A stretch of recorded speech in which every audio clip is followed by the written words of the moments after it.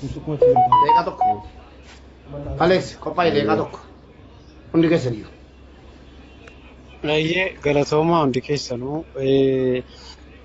akkuma jedhaa turtanii gara sagantaatti osoo ceene gaariidha. Garuu obbo Miliyoon akkaataa hundeeffamaa wantichaa fi wantoota fedhii isaanii maalii barbaadanii akka jiran sababaarra walitti qabamneef waan tokko qabxii tokko lama sadii yoonuu kaasan gaariidha. Maaliif fedhiin isaanii maalinni wanti jarri hojjechuu barbaadan kun akkamitti immoo hojjechuu akka barbaadan sana ummataaf ifa godhanii sana booda gara dhimma keenyaatti deemna. Obbo Miliyoon mi'uutii irraa kaasaatii dhageessanii dhugamee wanti janii jedhe ummataa ibsaatii gara sagantaa. Yaada gabaabaa isaan dubbachuu jalaatiin yaada gabaabaa. Xumurarraa godhanu adeemsa dubbatu amma obbo Miliyoon xumurarra erga miseensota warra garee kana keessa jirurraa xumuramee ka'een boodatti dimshaashatti kaayyoo fi fedhii isaanii sana gabaabinaan hawaasa Oromoo miidiyaarra jiru kanarraa akka baandii shanan gibeetti maali wanni isin barbaadan waan jedhu gabaabsanii isaan yaada nuuf kaasu yoo hayyama isaanii ta'ee jedhee sammuudhaan sagantaa keenyatti kun adeemsa dubbatu amma. Ayyee. Ayyee galatoomaa. Duraan dursa sagantaa kana qopheessuu keessanii fi galata guddaa isiniif malaa kabajamaa ulfaadhaa. Wanta jechuu barbaade inni guddaan waanti baay'ee naasameera kana booda saasamuu danda'a. Na yaadadha guyyaa wanta kana dubbannu namoota muraasa ture gastiidhuma Miliyoon irratti kan affeerraa naa godhe naabaaniidha. Wanta kana milkeessinaa ilaataa waan jedhu baay'ee yaaddaa ture jechuudha. Maaliif namoonni miidiyaa kanarraa amma fakkeenyaaf mana Mubaarakitti maal akka jarri deeggaramanuuf hojiin jarri harkaa qabu kun uummata bira akka ga'uu fi wantoota barbaachisan gochuudhaaf hin dandeenyaa laataa jenne mana Mubaarak yaannee Mubaarak immoo yeroo baay'ee biiziidha waa'ee deeggarsa uummataatiin kanaan yeroo mara ajandaatu dhufa waan ta'eedhaaf baay'ee yaaddaa turre. Haa ta'u garuu milkaa'ee akka kanattiin gaafan argu baay'een gammade. Hunda caalaa immoo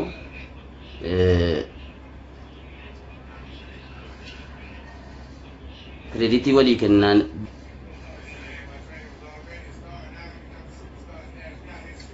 deemuun gaariidha.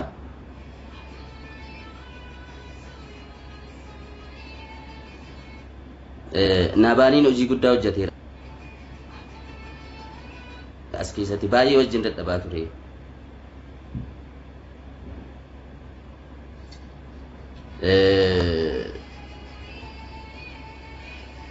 Interview godhanii as miidiyaa baay'eetu iyyaafachaa jira. Kun milkaa'ina guddaadha. Miliyoon fa'aa baga gammaddanii gareen baandii shanan gibee sirboonni baandii shanan gibee hundi keenya gaafa waa'een Jimmaa ka'u waa'een sirba aadaa Jimmaa gaafa ka'u kan ijarru na dhufu kana yaadadhu ani waa'ee aartii keessatti sirboota shanan gibeeti ijoollummaa keenyarraa kaafne ammas hojii guddaatu harka jira. Isa kana immoo fuulduratti tarkaanfachiisuun dirqama dhaloota kanaati jechuudha. Jarri amma akka nutti dubbatanitti kan jarri barbaadan hojii kana hawaasa biraan ga'a. Malee akka dhuunfaatti waan nu gargaaraa miti. Aartiidhuma kana deeggaraa aadaa fi seenaa shanan gibee ifatti baasaa waan jedhudha. Asumaan immoo Naabaaniisaa fi nama isin jabeeffachuu qabdan nama cina dhaabbachuu qabdanuu fi hayyoota amma lubbuudhaan jiran keessaa ijoollee isin itti fakkaachuu danda'a. Haasaa kanas baay'ee hin danda'u. Garuu hayyuu seenaa cimaadha. Isa kanas jabeeffadhaa. Wantoota inni harkaa qabullee gaafadhaati jara kana wajjiniin hojii guddaa hojjechuu danda'uun jedha. Yeroo mara ragaa baaf waan ta'eedhaaf galatoomaa ulfaadhaa jabaadhaa mubee baay'een sin kabaja baay'een sin jaaladha natti toleera miliyoonatis baga gammadde baga milkooftan hundi keessa.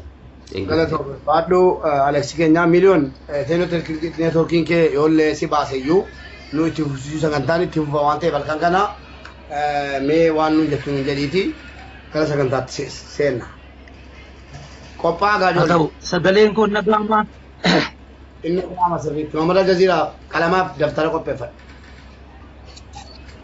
Sagaleen koo yoo dhaga'ama ta'e hunduma keessanuu nan galateeffadhaa. Rabbiin isin kabaju hunda keessaniyyuu guyyaa gaafa jalqabaatii kaasee warra nu wajjin jirtan marayyuu jechuudha walitti qabee abaluu jechuudha yeroo koo qusachuudhaafi hunda keessan jechuudha amma nama nu jala jiru kanaatti galateeffachuun barbaada. Kaayyoon ganama ol kaaneef inni guddaansaa baay'ee salphaadha hubachuu dandeessu. Golli shanan gibee kun gola aadaati, gola duudhaati, gola safuuti, gola qabeenyaati. Aadaa yeroo jennu immoo aartiin isa tokko, qabeenya yeroo jennu aartiin qabeenya. Qabeenyi kun immoo diversified ta'eetu jira. Gosaan adda ba'aa, gosa jechuun maal jechuudha? Gola shanan gibee jedheetanii tiiktookii koo agartanii raattan waanan gola shanan gibee jedheef qaba. Golli shanan gibee kuni aartii babbareeda dinqii ta'e qaba. Fuulli koo anatti mul'atu garuu yaa'u sinitti mul'ataa natti fakkaata. Yeroo naasa'u mul'ata. Haasaa bareedu. Viidiyoon baane yeroo tokko bakka kaameeraa san tuqiitii cufii deebisii banni bakka kaameeraa san jechuudha yeroo tokko. Ani koo viidiyoo si beekaa of viidiyoon. Elaa kunoo naa ergaa kunoo. Hayyee amma baateetta. Bayeedhaa. Baatetta mul'atta amma dubbadhutti amma mul'atta. Kanaaf gola shanan gibee jedheen jalqabee golli shanan gibee aadaa keessa aartiin isa tokko aartiin immoo qabeenya. Kanaaf shubbisa aadaa diversified ta'e diversitiin isaa baay'ee ta'e jechuudha. Shubbisa aadaa yeedaloo aartii muuziqaatii suma keessa aartiin gosa hedduu qaba. Tiyaatirri aartiidha, diraamaan aartiidha. Kanaaf isa muuziqaatiin inni haasaa yeroo ammaa inni kan biraati. Muuziqaan immoo maaliin beekamaa?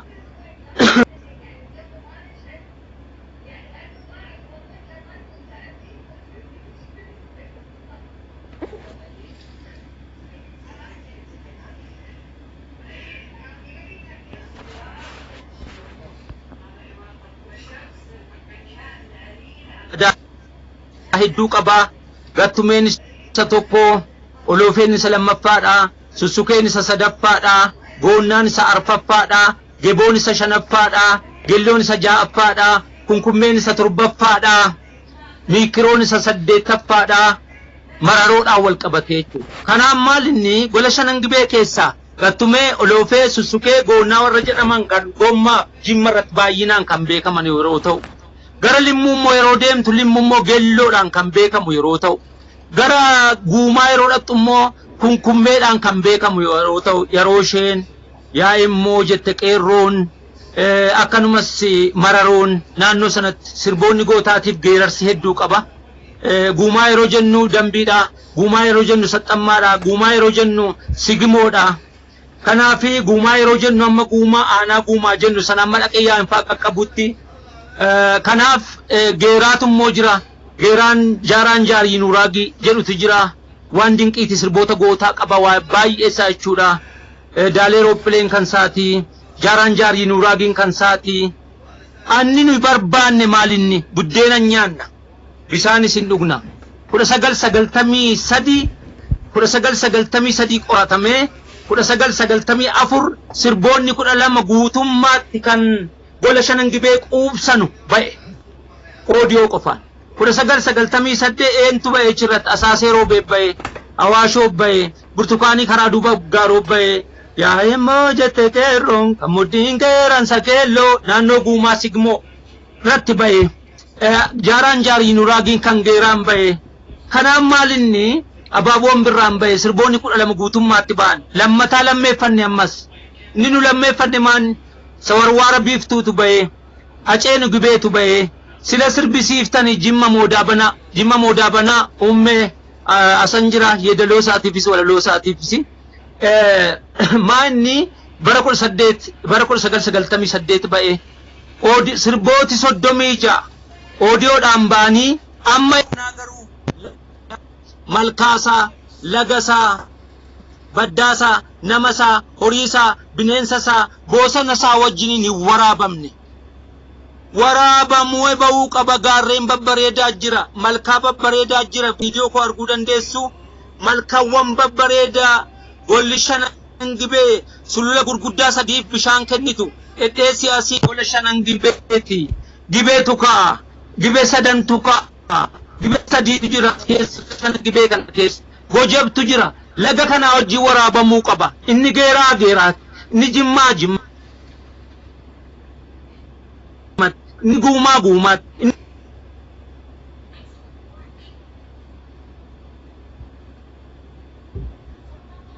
limmuu limmutti qabeenya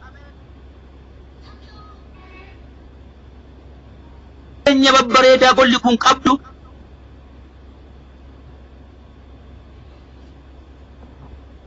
sirboota kana wajjiniin baay'ee mul'achuu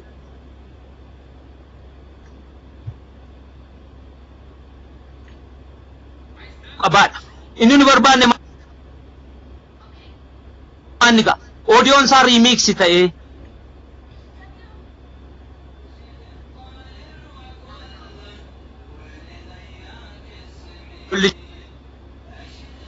shanan gibee haa mul'atu yaa immoon gaara argaaf yangaa wajjiniin onjaa wajjiniin gaddaachee wajjiniin cammarii wajjiniin beecha wajjiniin gara guumaa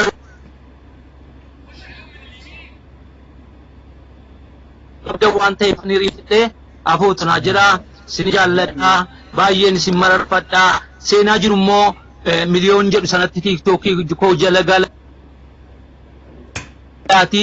qabeenyi gola shanan gibee maal akka fakkaatu immoo ilaala innan bo'uuf isa kan ani buddeena nyaataara illee shanan gibee hundu buddeena nyaatti uffatan uffanna inni nu dheebonnee beelaa jirru aartiin gola kanaa qabeenya isaa wajjin gadi hin baane kiliipiitti addunyaatti gadi ba'uu qabaadha.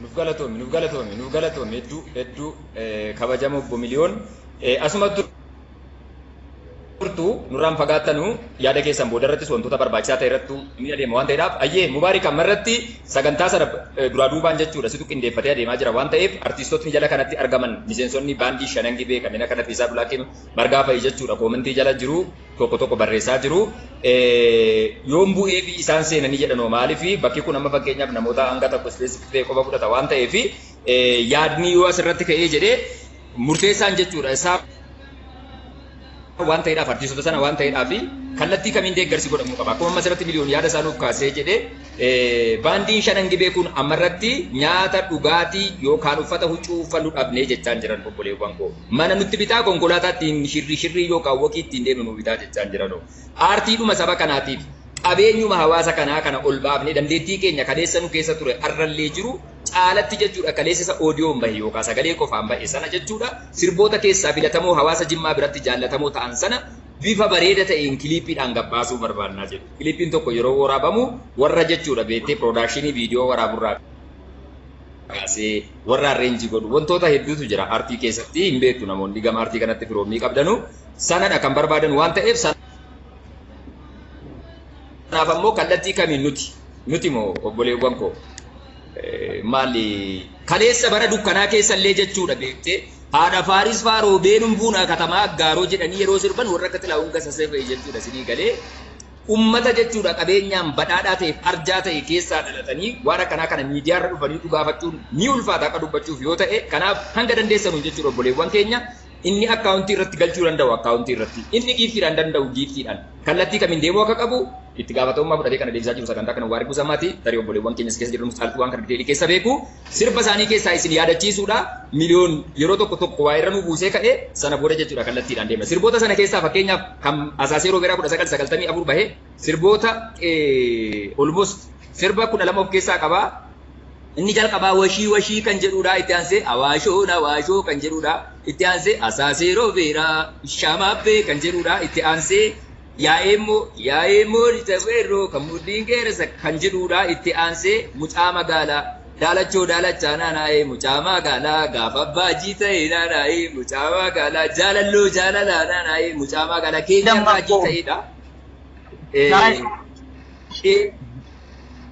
Eeyyeen akkasi itti aansuudhaan yaa Zeenabaadha. Yaa Zeenabaa, yaa Zeenabaa kan jedhu walaloo isaa sana isaan itti sirbanu. Amma irratti walaloo mata duree sanan isin yaadachiisaa jira. Abaaboo nabaaboo birraa'ee abaaboo birraa keelloo noo daraaree birraa'ee abaaboo birraa qeerroo noo maraatee birraa'ee sirba hedduu jaallatamuudha hawaasa Jimmaa biratti. Fayyaadhaa jirtaa yaa Nizaamii nagaadhaa jirtaa yaa Nizaamii nagaan sitti dhaama nagaanaatti dhaami. Sirboota nama qaban jechuudha hedduu miira keessa nama galchan seenaa baay'ee waliin qabna hedduu akka sagantaa kana bareechisu abdii qabna dabareedhaan namoonni asirra jiran carraa argachaa wajjin adeemna amma gara hojii taasisnu sa'aatii yeroo itti fayyadamnu jechuu barbaadeeti kan sadangii kan isaan ammoo boodarratti Filiippii kanarratti baasanis jala isinitti wal yaadachiisaa deemna sagaleen isiniif jedhu thank you. Hayyee kabajamtoota jaalatamtoota obboleewwan keenya amma kallattiidhumaan gara sagantaatti achi deemna.